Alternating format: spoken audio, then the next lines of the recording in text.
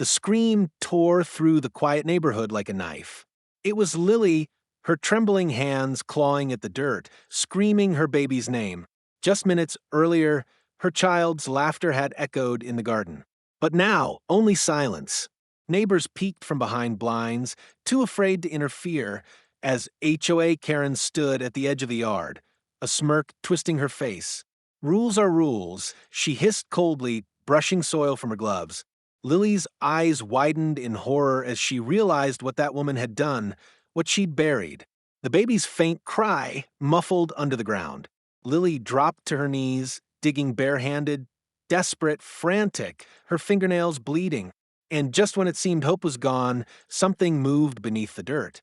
Before we begin this heartbreaking story, tell me, which city are you watching from? Comment below and make sure you're subscribed. It was supposed to be an ordinary afternoon, the kind where sunlight filters through tree leaves and children's laughter fills the air.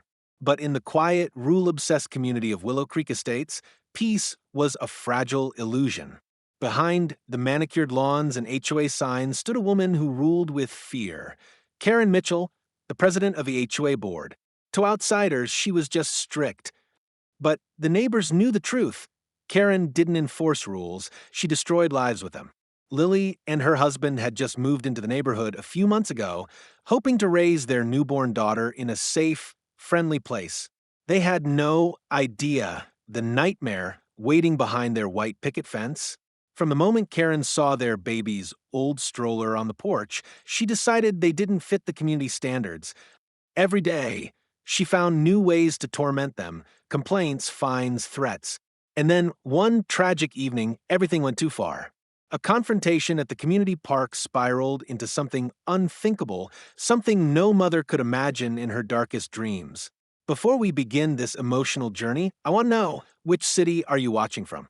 Comment below, and don't forget to subscribe for more real-life stories that will leave you breathless. Now, let's begin the story of how one mother's worst fear came true and how justice rose from the dirt she was forced to dig with her own hands. When Lily first arrived at Willow Creek Estates, she felt like she was stepping into a dream. The streets were lined with oak trees, the lawns looked freshly trimmed, and the air smelled faintly of jasmine and sunshine. It was exactly the kind of place she had prayed for, quiet, safe, and full of friendly faces. Her husband, Mark, had saved for years to buy their small two-story house, and when they finally moved in with their newborn baby, Lily thought their lives were finally beginning. She remembered holding Hope against her chest that morning, whispering, "This is home now, my angel. You'll grow up safe here." But not all dreams stay beautiful. Some turn dark, and you don't realize it until it's too late. On the second day, after moving in, Lily met her. Karen Mitchell, the self-proclaimed guardian of community standards. Karen was in her late 40s with a perfectly ironed royal blue HOA, uniform shirt, golden trim sleeves, and an expression carved from stone. Her smile was the kind that didn't reach her eyes. She stood at the edge of Lily's driveway, clipboard in hand, tapping her pen like a judge waiting to deliver a sentence. "New residents, I see," she said sharply. "Welcome to Willow Creek. I'm Karen, the president of our HOA. We have a few expectations here. Clean yards, no noise." And she eyed the baby stroller near the porch. No clutter visible from the street. Lily blinked. "Oh, that's just Hope's stroller." "I was about to," Karen raised a hand. "Doesn't matter. Rules are rules." Page 4, Section 6, Property Appearance Policy. "I'll let this one slide for now." Then she smiled, that cold, polite kind of smile that made Lily's stomach twist. From that moment, Lily knew something was off about her. Over the next few weeks, the complaint started. A letter in the mailbox about a faded welcome mat. Another about improper waste bin placement. Even one about unapproved holiday decorations, when Lily had only hung a small wind chime shaped like a heart. Mark laughed it off at first. "It's just HOA stuff, babe. These people live for rules." But Lily couldn't shake the feeling that Karen's eyes were always on them. Whenever she stepped outside with Hope in her arms, she'd see that same royal blue figure walking past, pretending to water her roses, clipboard tucked under her arm. gaze sharp and judgmental. Still, Lily tried to keep peace. She smiled politely, waved, even attended the community's monthly meeting. That's where she saw the true extent of Karen's control. The meeting was in the clubhouse, filled with neatly dressed residents sitting in silence. Karen stood at the front, her voice calm but commanding as she lectured them about lawn heights, mailbox colors, and preserving the image of Willow Creek. Every time someone disagreed, Karen's tone turned venomous. One man had raised his hand timidly, saying, "Karen, maybe we're taking the rules too seriously." She cut him off mid-sentence. "If we don't enforce them, we lose control. And when we lose control, this community falls apart." No one dared to speak after that. That night, as Lily rocked Hope to sleep, she looked out the window and saw Karen standing on the sidewalk, just staring at their house. No clipboard, no purpose, just watching. Her heart raced. She stepped back, pulling the curtain closed. The next morning, she found a letter taped to their door. HOA notice. Your child's crying has been reported as a noise violation. Please ensure it does not disturb the community. Lily's blood ran cold. Hope was barely 5 months old. She stormed outside, clutching the letter, and found Karen tending to her garden across the street. "Karen, are you serious? She's a baby." Karen didn't even look up. "Noise is noise, dear. Rules apply to everyone. She's just crying, she's an infant." Karen finally met her eyes, her voice low and venomous. "Then maybe this neighborhood isn't the right environment for your kind of family." Lily froze. "My kind." Karen's lips curled. "The kind that doesn't respect order." That night, Lily couldn't sleep. Every creak of the house made her flinch. Every shadow outside looked like that woman. She held Hope tighter, whispering, "Mommy's here. Mommy won't let anyone hurt you." But Karen wasn't done. A week later, Mark went on a business trip, leaving Lily and Hope alone. That evening, as the sky turned orange and the cicadas buzzed, Lily noticed something strange. Karen's car, the black SUV she always drove, was parked near the park entrance facing their house. She brushed it off, thinking maybe Karen was meeting someone, but hours passed and the car didn't move. Around midnight, Lily heard footsteps outside. Slow, deliberate. Her heart pounded as she peeked through the blinds and saw Karen walking along their fence line, flashlight in hand. Lily's breath hitched. She opened the door slightly. "Karen, what are you doing?" Karen froze, her beam of light hitting Lily's face. "Routine inspection," she said coldly. "We've had reports of pests and improper backyard structures. It's midnight." Lily snapped. "And I have a sleeping baby." Karen smiled, that same lifeless smile. "Some rules don't have time limits." Lily slammed the door, locked it, and backed away, clutching Hope against her chest. The next morning, Karen was gone, but a fresh letter sat on their porch. Final warning: repeated violations will result in community action. Lily's hands trembled as she read it. But beneath the fear, something else began to grow: anger. She wasn't going to let this woman bully her family. She decided to confront Karen once and for all. That evening, she took Hope for a walk to the park, determined to show Karen that she wasn't afraid anymore. The sunset painted the sky in shades of pink and gold, and for a brief moment, Lily felt calm again. Hope giggled softly in her stroller, reaching for a butterfly that hovered nearby. But as they reached the park's edge, Lily saw Karen standing near the sandbox, arms crossed, eyes cold as ever. "Still here, I see," Karen said, her tone dripping with disdain. "I was hoping you'd take the hint and leave." Lily's jaw tightened. "You can't scare us away." Karen's smile was slow, mocking. "We'll see." Then she leaned down, her voice barely above a whisper. "Not all rules are written down, Lily. Some are enforced." Before Lily could respond, Karen turned and walked away, her heels clicking against the pavement, leaving behind a chill that lingered in the air long after she was gone. Lily didn't know it yet, but that moment was the beginning of her worst nightmare. The night when rules would turn into something far more sinister, something that would shake the entire neighborhood and the nation to its core. The night started like any other, still, calm, and deceptively peaceful. The moon hung low over Willow Creek Estates, its pale light falling over the identical rows of houses that hid so many secrets.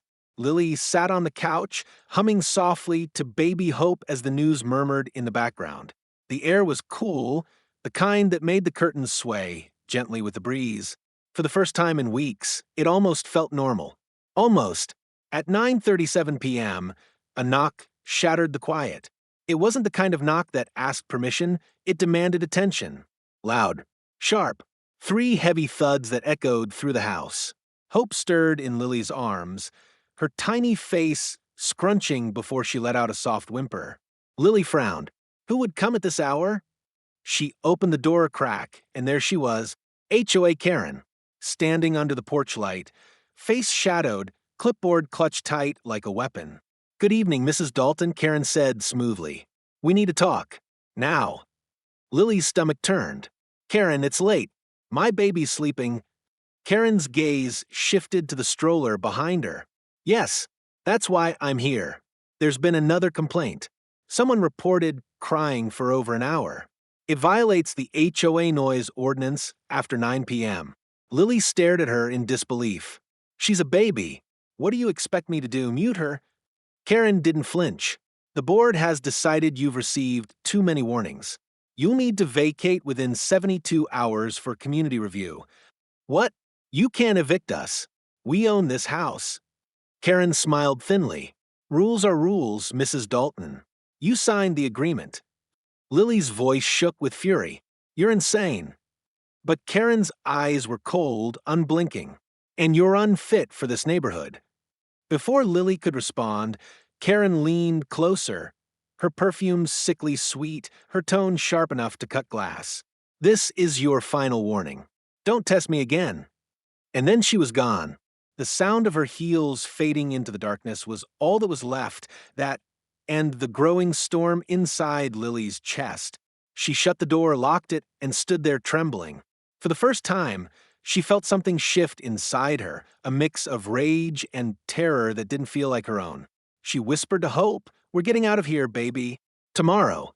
I promise." But tomorrow never came. At 11:02 p.m., as Lily carried Hope upstairs, she caught a faint flicker outside the window. Headlights. Someone's car was parked across the street again, engine off, lights dimmed. Her heart raced. "Not again," she muttered. She peeked through the curtains, and her breath caught. Karen's black SUV.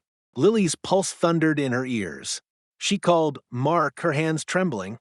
It rang twice before his sleepy voice answered. "Hey, babe, what's wrong?" "Karen's outside again," she whispered. "She's been watching us. I can see her car."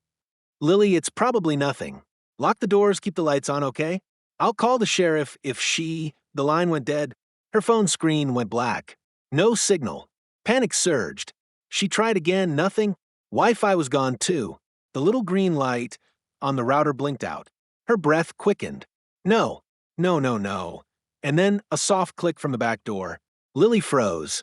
Every hair on her body stood up. She turned toward the sound, clutching Hope against her chest. The house was silent, except for the faint creak of floorboards. Someone was inside. "Who's there?" she whispered, her voice barely audible. No answer. She stepped back, slowly, her mind spinning. Every instinct screamed to run, but she couldn't leave, not with Hope. She grabbed the phone again, dialing 911 this time, but the screen only displayed no service. And then she saw it. Through the sliver between the living room curtains, a flashlight beam slicing through the backyard darkness. Karen. Her royal blue shirt glowed faintly under the moonlight. Her face twisted in that same emotionless smirk. In her gloved hands, she held a shovel. Lily's knees weakened. "Oh my God," she backed away, whispering to Hope. "It's okay, baby, Mommy's here." She rushed upstairs, locking herself in the nursery. Her heart hammered, so loudly it drowned out the wind. She pressed her ear to the door. The creaking grew louder. Closer. Then silence. Lily held her breath. For 5 eternal minutes, nothing. Then a loud thud came from downstairs, followed by the sharp crack of breaking glass. She screamed, "Go away!" Footsteps echoed on the stairs, slow, deliberate, and heavy. She ran to the closet, clutching Hope tightly, covering her mouth so she wouldn't cry. Tears streamed down Lily's face as she whispered, "Please, please just go." The footsteps stopped outside the nursery door. The handle turned. Once, twice, then click, locked. Karen's muffled voice came through the door. "You think you can hide from me, Lily? You think you can break the rules and get away with it?" Lily bit her lip to stop herself from sobbing. Karen's tone turned colder. "This neighborhood deserves peace. You brought chaos. I'm just restoring order." And then quiet. The footsteps retreated. Lily stayed frozen for nearly 10 minutes before daring to move. When she finally stepped out, the house was dark and eerily still. Karen's SUV was gone. She wanted to call the police, but what would she even say? That her neighbor with an HOA badge broke in and threatened her? There was no proof, and Karen knew that. That night, Lily didn't sleep. She sat by Hope's crib until dawn, watching the window, praying it was over. But it wasn't. The next morning, something horrifying waited outside. A pile of dirt near the garden, freshly dug, the earth still moist, and stuck into it like a twisted warning, was one of Hope's pink baby toys, half buried, covered in mud. Lily screamed. Neighbors came out, pretending to be shocked, but none dared to say a word. Karen stood across the street, sipping coffee, her gaze locked on Lily. "Oh dear," she said loudly. "You really should keep better track of your things. It's unsightly." Lily broke down, clutching the toy to her chest. That was the moment she realized this wasn't about HOA rules anymore. This was personal. Karen wanted to destroy her, piece by piece, until she broke completely. Later that day, Lily filed a police report. But when the officer came, Karen was ready. She smiled sweetly, showing her clipboard fake reports and carefully written complaints about Lily being unstable and paranoid. The officer left with a polite nod and a warning for Lily to keep things civil. Karen had turned the tables. That night, as rain poured and thunder rolled across the sky, Lily felt a chill crawl up her spine. The air smelled of wet soil, of earth freshly disturbed. She went to check on Hope and froze. The crib was empty. Her breath caught. "Hope," she whispered, frantically scanning the room. The window was open, rain dripping from a sill, and faintly, beneath the sound of thunder, came a muffled cry. From outside, from under the ground, Lily's scream pierced the night, a mother's primal terror echoing through the rain. And from across the street, under her umbrella, HOA, Karen watched silent, smiling. Lily's scream shattered the storm. The night sky split open with thunder as she stumbled barefoot into the backyard, rain lashing against her face. Her eyes scanned wildly in every direction. "Hope!" she cried, her voice cracking with panic. "Hope, baby, where are you?" There was no answer, only the roar of rain and the eerie sway of the trees. Then, through the flashes of lightning, she saw it, an uneven mound of freshly turned earth near the garden, the same spot where Karen's SUV headlights had glared the night before. Her heart stopped. For a moment, she couldn't breathe. Her trembling hands clutched at her nightgown as she staggered toward the mound. The wind howled, lightning flickering across her pale, rain-soaked face. "No, no, no, no," she whispered, shaking her head as if denial could change what she feared. She dropped to her knees in the mud, her fingers clawing desperately at the dirt. Her nails tore against the wet ground, blood mixing with rain. "Come on, baby, mommy's here," she sobbed. Each handful of earth she threw aside made the terror inside her grow heavier. Then she heard it, a faint sound beneath the soil, a tiny muffled cry. Her heart exploded with hope and horror, all at once. "Oh my God! Hope!" she screamed, digging faster, screaming for help. "Somebody help me!" But every window around her stayed dark. Curtains stayed shut. Not one neighbor came out. The community that had boasted family values had vanished into cowardly silence. They were all watching, but none would help, not against Karen. The rain soaked her hair, plastering it to her face as she clawed deeper. Her fingers brushed something soft, fabric, the edge of a pink blanket. She gasped, "There you are, baby. Hold on." She tore at the remaining soil, heart pounding so violently she thought it might burst. Finally, she pulled her baby out of the ground. Hope was crying weakly, her face pale and streaked with dirt, but she was alive. Lily screamed out in pure anguish and relief, clutching her baby to her chest, rocking her as she sobbed uncontrollably. "You're okay, my love. You're okay." For a few moments, nothing else existed. The storm, the fear, the darkness, all disappeared in the sound of her child's fragile breathing. Then she saw the figure standing at the fence. Karen, holding an umbrella untouched by rain. Her face was blank, cold, almost disappointed. "Why?" Lily screamed at her, her voice breaking. "Why would you do this? She's just a baby." Karen tilted her head slightly, her expression calm, as if Lily had asked something stupid. "You brought chaos into this community," she said evenly. "I gave you every warning. You didn't listen. Now, maybe you'll understand what it means to follow the rules." "The rules?"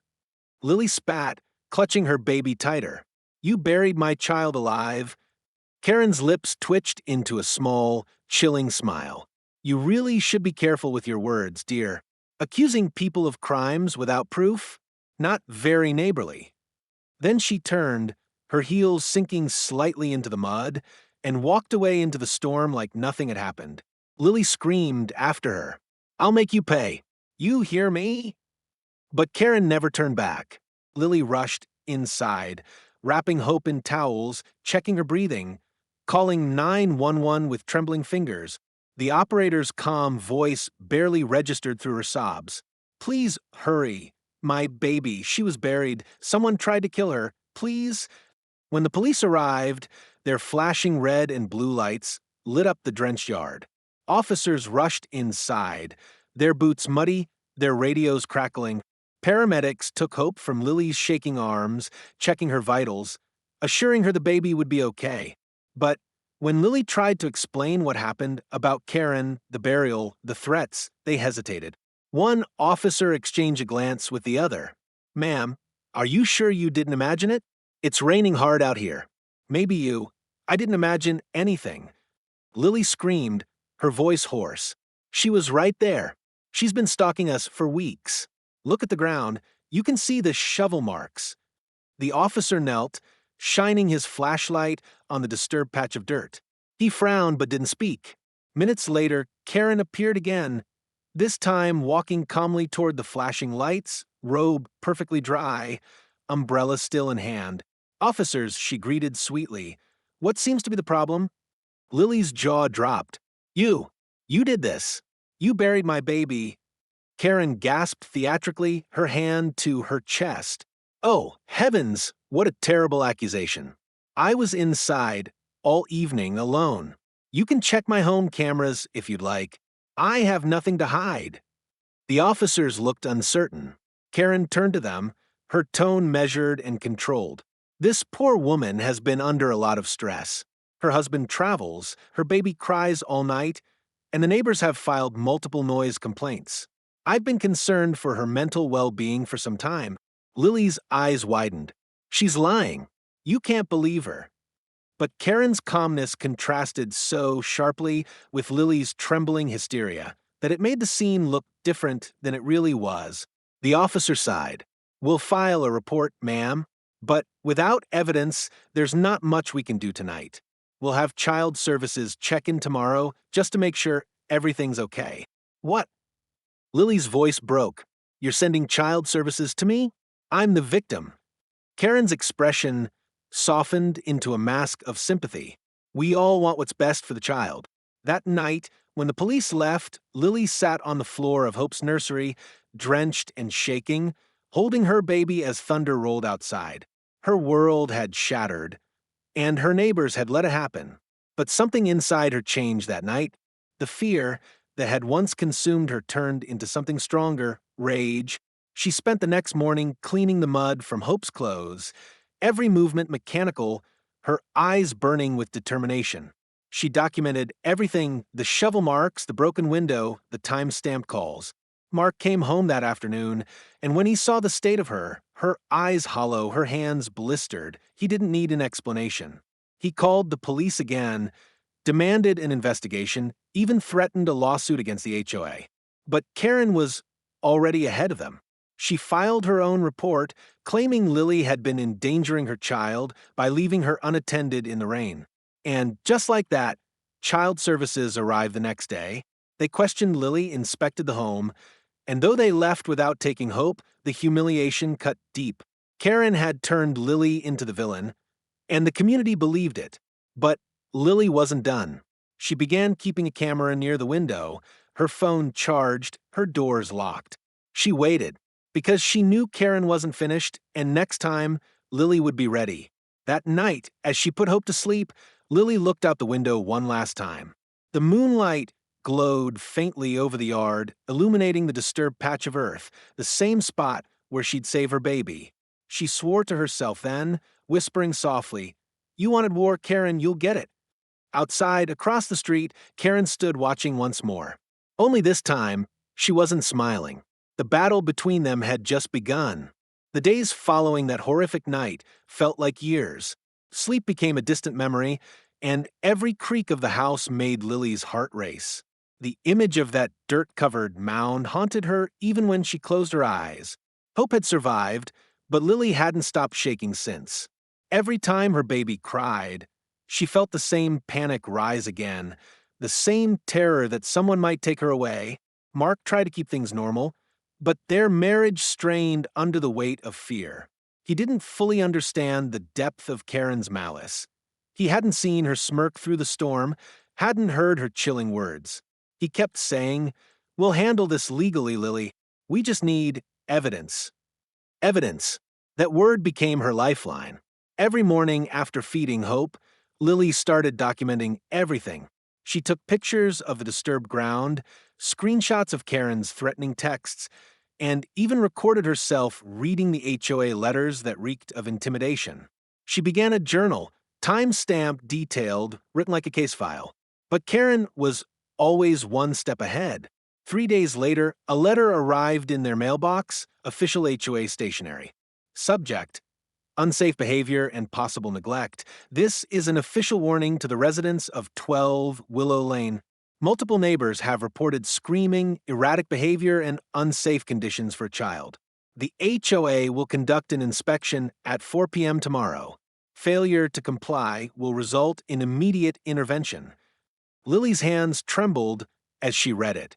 "She's setting us up," she whispered. "She's trying to make me look unfit again." Mark frowned. "Then let her come. We'll record everything." That night, they prepared. Lily installed small hidden cameras around the house, near the porch, the living room, even the baby's room. For the first time, she wasn't just reacting. She was planning. The next day, at exactly 4 p.m., Karen arrived with 2 HOA board members and a man from Child Services. Her smile was polite, but her eyes were venom. "Routine welfare inspection," she said smoothly. Lily stood her ground, camera phone in hand. "Come in." Karen's eyes flicked to the camera, but she said nothing. She began walking through the house, pointing at every minor thing, a laundry basket left out, a slightly overfilled trash bin. "Tisk, tisk," she murmured. "Not very hygienic." The Child Services agent scribbled notes, clearly uncomfortable. "Mrs. Dalton, do you mind if I take a look at the nursery?" "Of course," Lily said tightly. When they reached Hope's room, Karen's plan unraveled. On the crib's corner sat a small baby monitor camera, its light blinking red. Karen froze. Lily folded her arms. "Everything you're doing is being recorded. I hope you brought your best fake smile." Karen's face twitched, but she regained her composure. "Recording a state inspection violates privacy laws." Mark stepped forward. "Not when the homeowner consents. And if you step 1 inch over the line again, this recording goes to the police, the press, and every HOA in the state." For the first time, Karen's confident tone cracked.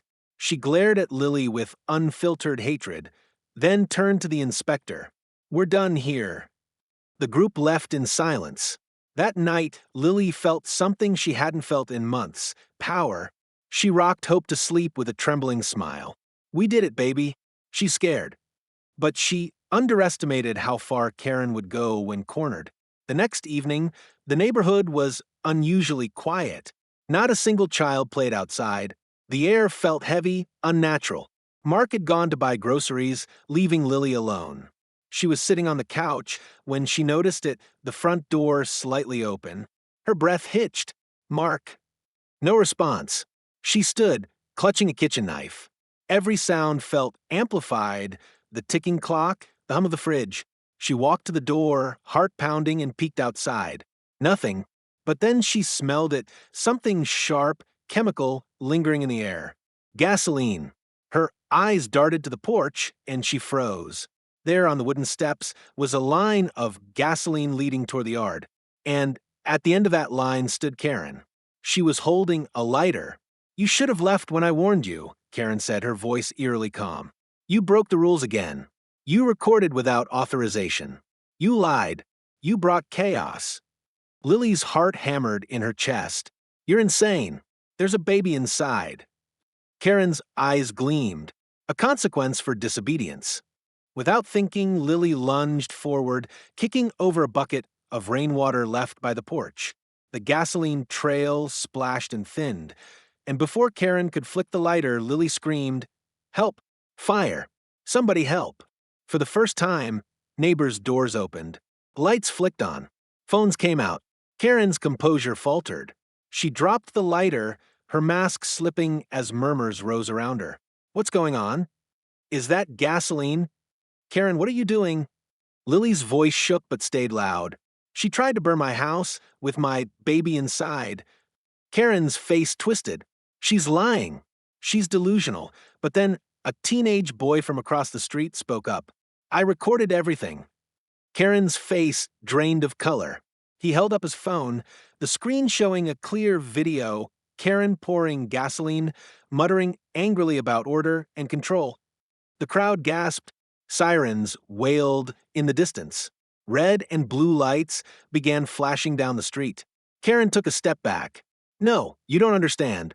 I was just, put your hands where I can see them," an officer shouted, jumping out of the squad car.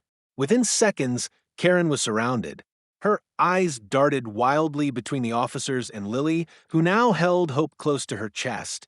"You ruined everything." Karen screamed, struggling against the cuffs. "This community was perfect until you came. You think this is over? It's never over." Lily stood motionless, tears streaming down her face. "It's over for you." The officers dragged Karen to the car as the neighbors whispered in disbelief. The same people who had once stayed silent now couldn't stop talking. Phones recorded everything. The uniformed woman with mud-stained shoes, her mask of authority shattered for good. When the police left, Mark wrapped his arms around Lily, his voice breaking. "It's done. She's gone." But Lily looked out at the dark patch of lawn where it had all begun, the place where she dug through mud and terror to find her child alive. "No," she whispered. "She'll never really be gone." Because some nightmares don't end when you wake up. They linger in every shadow, every creak of the floor, every sleepless night. Still, as the dawn rose over Willow Creek, Lily made herself a promise. She would never be silent again. She would fight for her daughter. She would speak the truth. And no matter how deep the dirt, the truth would always find its way to the surface. The morning after Karen's arrest, Willow Creek was unrecognizable. The same neighbors who once avoided eye contact now stood in clusters whispering, replaying the video over and over on their phones. News vans lined the street. Cameras pointed toward the once perfect community. For the first time, the HOA's gates weren't a symbol of prestige, they were a cage that held a dark secret. Lily stood at her window, holding Hope close. Reporters shouted questions from the street, flashing cameras reflecting in her eyes. She didn't care about fame or attention. All she cared about was one thing: justice. But justice, she soon realized, wasn't simple. 2 days later, Karen was released on bail. The police had arrested her for attempted arson, trespassing, and child endangerment, but her attorney immediately went to work, painting her as a misunderstood community leader, wrongfully accused by an unstable neighbor. The HOA even paid part of her legal fees, claiming community funds were justified for defending their representative. When Lily heard that, her knees nearly buckled. "They're still protecting her," she whispered bitterly. Mark clenched his jaw. Then we'll fight harder. I've already spoken to a lawyer. We'll press charges ourselves, criminal and civil. Lily nodded, her voice trembling. I want her to pay for every second my baby was under that dirt. Their lawyer, a calm, gray-haired man named Raymond Clark, visited that afternoon. He laid out folders of evidence on their kitchen table. The photos, the video, the police reports. You have a strong case, he said, but Karen's influence runs deep. She's loved by people in power. HOA members, local council representatives, she's networked. Lily's eyes burned. Then we expose her. All of it. Raymond looked at her for a moment, then nodded. All right, but there's something you need to know before we go to court. There's chatter that Karen's done this before. Lily froze. Before? He opened another folder, revealing clippings and reports from nearby towns. Complaints from former residents, families driven out, mysterious accidents, one mother's baby nearly poisoned by a community garden pesticide incident. The handwriting in the complaint letters? Identical to Karen's HOA forms. Oh my God, Lily whispered. She's been doing this for years. And getting away with it, Raymond said grimly. But you, Mrs. Dalton, you survived, and you have proof. The first day of the trial drew national attention. The courtroom was packed. Reporters, neighbors, even former HOA members from other neighborhoods. Karen sat at the defendant's table, wearing her royal blue blazer, hair perfectly styled, expression calm as stone. It was the same face that once smiled while tearing down families. When Lily entered holding hope, the room went silent. Cameras flashed. Karen's lips twitched upward. You look tired, dear, she whispered as Lily passed. Motherhood doesn't suit everyone. Lily met her gaze, eyes cold. Neither does prison. The trial began. The prosecutor laid out the facts. The gasoline, the baby buried alive, the threats, the surveillance footage. Every piece of evidence painted a picture darker than anyone had imagined. When the video played on the big screen, the footage of Karen pouring gasoline, muttering about rules and order, a murmur rippled through the courtroom. Even Karen's own attorney looked uneasy. Karen, however, didn't flinch. When it was her turn to testify, she played the role perfectly, tears in her eyes, voice trembling. I was just trying to protect the neighborhood. That woman was unstable, dangerous to her own child. I was trying to help. Help, Lily's lawyer echoed, standing tall. By breaking into her home? By burying her child alive? By attempting to burn down her house? Karen's expression hardened. Those are your words. There's no proof of that burial, just her hysterics. Raymond smirked slightly. Then let's talk about proof. He pressed a button on the projector remote. The next slide appeared, soil analysis reports, mud traces from Karen's shoes, Hope's blanket fibers found in her backyard soil sample. Gasps filled the room. Karen's mask finally cracked. Her hands tightened around the table, knuckles white. That's impossible, she whispered. But the evidence spoke for itself. Lily sat silently through it all, gripping Hope's tiny hand. Her heart ached as the details replayed. The rain, the digging, the fear, but she didn't look away. She wanted Karen to see the woman she failed to destroy. When it was finally her turn to take the stand, Lily's voice trembled at first. But as she began recounting the night, the dirt, the scream, the moment she pulled her baby from the ground, her tone changed. It wasn't fear anymore. It was fire. I looked up, Lily said, tears glistening in her eyes, and saw her standing there. She smiled, like it was a game, like my baby's life meant nothing. I want you all to know, she didn't just hurt my family. She used power to terrify everyone in that community. Her voice cracked, but she kept going, and every person who stayed silent, every neighbor who looked away, made her stronger. That ends now. The courtroom stayed silent long after she finished.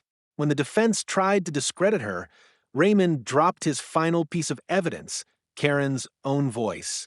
The teenage boy who had filmed the gasoline incident had also captured her muttering to herself afterward, unaware the camera was still rolling. She thinks she can beat me. No one beats me. Not in my community. The jury listened to the recording in utter silence. Karen's attorney rubbed his temples. No further questions. After 3 grueling days of testimony, the jury deliberated for just 4 hours. The verdict was unanimous, guilty on all counts. The courtroom erupted in gasps and whispers. Karen sat motionless, her face drained of color. For the first time, she looked small, like the mask had finally fallen off. The judge's voice echoed through the hall. For attempted murder, arson, and child endangerment, the court sentences the defendant to life imprisonment without parole. Lily's knees buckled. Mark caught her before she fell. She turned to see Karen being led away in handcuffs, her eyes wild, mouth twisting in a final outburst. "This isn't over. You think you're safe? You'll see. Communities need me." The bailiffs dragged her out as she screamed, her voice echoing down the hall. But this time, no one looked away. No one defended her. Months passed. Willow Creek began to heal. The HOA disbanded, and the neighborhood started anew under a new name, Hope's Haven, in honor of the baby who survived. Reporters called Lily a hero, but she never felt like one. She was just a mother who refused to stay silent. One crisp morning, as she pushed Hope's stroller through the park, she noticed something, a group of children laughing near the old sandbox. For the first time in a long while, their laughter didn't sound eerie. It sounded pure. Mark walked beside her, smiling faintly.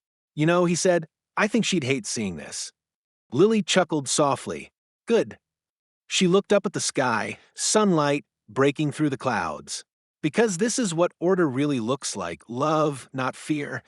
She kissed Hope's forehead, whispering, "You were buried once, but you rose stronger.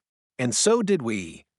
The camera of a local reporter clicked from afar, capturing the image of a mother and child walking into the light, 2 survivors, leaving their shadows behind.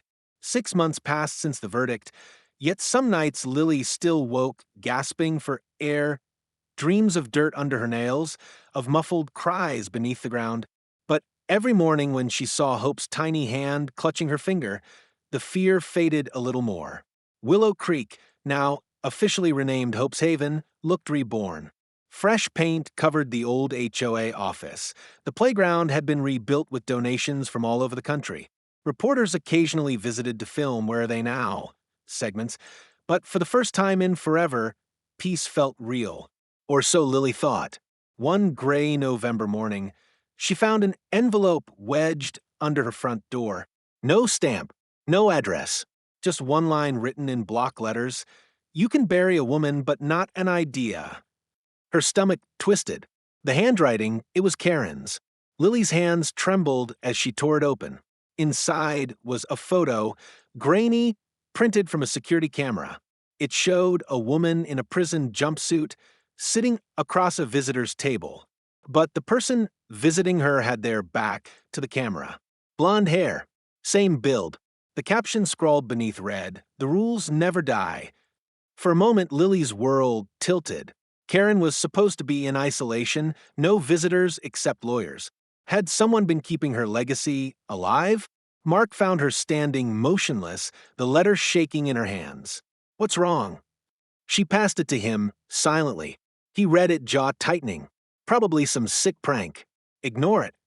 But deep down, Lily knew better. Evil like Karen's didn't vanish. It spread, looking for new soil to grow in.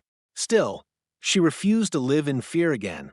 That night, she sat at her computer and began writing a blog post titled "Buried Alive," the true story behind Hope's Haven.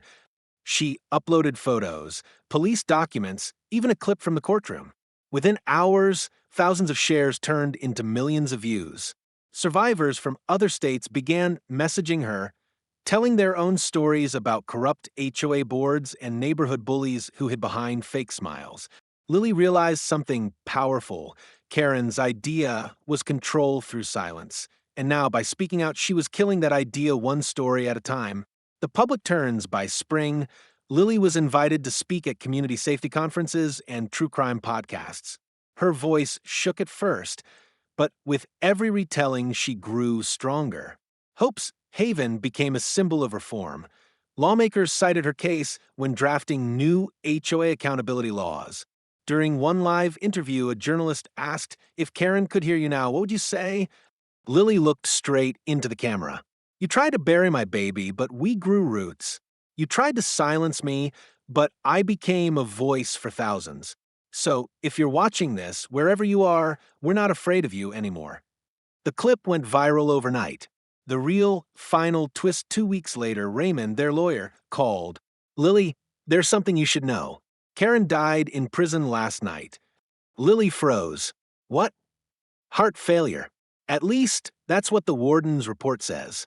But here's the strange part. They found letters in her cell. Hundreds of them. All addressed to future HOA leaders. She'd been writing a manifesto about restoring order to American communities. For a moment, Lily didn't know whether to cry or laugh. Even behind bars, Karen had tried to control others. But Raymond's voice turned serious. The state's releasing the letters to investigators. Some were mailed out before her death. If you get another one, call me first. Lily hung up slowly. She looked outside, children playing in the park, wind fluttering the Hope's Haven banner, and whispered, "Not again." That evening, she went live on her YouTube channel, the same one where she'd once told her story to the world. The camera flickered on. Her voice was calm, steady. "Hey, everyone. I wasn't planning to post tonight, but I just learned something you need to hear. Karen Mitchell, the woman who terrorized our neighborhood, died yesterday, but her words didn't. She left behind letters encouraging others to do what she did. If you live in a community where fear hides behind rules, where someone uses power to silence you, speak up, record it, report it. Tell your story before it buries someone else. Evil doesn't need a gun or a shovel. Sometimes it just needs silence. Don't give it that. Ever." Her stream ended with a single quote on screen. "They buried us, but they didn't know we were seeds." 6 months later, Hope turned 2 that summer. The town hosted a festival in her name, the Hope's Haven Fair. Laughter echoed through the streets that once reeked of fear. Balloons bobbed against the sky, and for once, the cameras captured joy instead of tragedy. As fireworks painted the night, Lily stood on the hill holding her daughter. "We did it, baby," she whispered. "We're finally free." Hope clapped at the colors bursting above. "Mama, pretty." Lily smiled through tears. "Yeah, sweetheart, pretty and safe." From the crowd, Mark joined them, slipping an arm around her. "You know what's crazy?" he said softly. "You used to hate this place. Now people come here for healing." She nodded. "Because it's not built on fear anymore. It's built on truth." The wind carried the laughter of children, and somewhere in that sound was the echo of the night Lily refused to give up. If you've been watching this story, ask yourself, how many Karens hide behind power where you live? How many voices stay quiet because they're scared of being judged, fined, or ignored? Don't wait for tragedy to speak up. If you see something wrong, report it. Protect the innocent. Defend what's right. And if stories like this move you, help us share them. Hit that subscribe button, drop your city's name in the comments, and join a community that stands for truth, justice, and hope. Because sometimes the loudest heroes are the ones who were buried first. The screen fades to black. A single heartbeat echoes. Then a baby's soft laugh, dedicated to every parent who fought back and every child who survived. If this story shook you, if it made your heart race, your eyes tear up, or your hands tremble in anger, then don't let it end here. Evil like this survives when good people stay silent. Don't scroll past. Be part of the voice that fights back. Drop your city's name in the comments. Let the world know where justice still matters. Speech balloon, and before you go, hit that subscribe button bell, because we tell real stories of courage, heartbreak, and truth, stories that remind us there's still hope, even in the darkest places. Remember, every view, every share, every voice makes sure no one ever gets buried in silence again. Justice isn't given. It's fought for. Join us, subscribe now.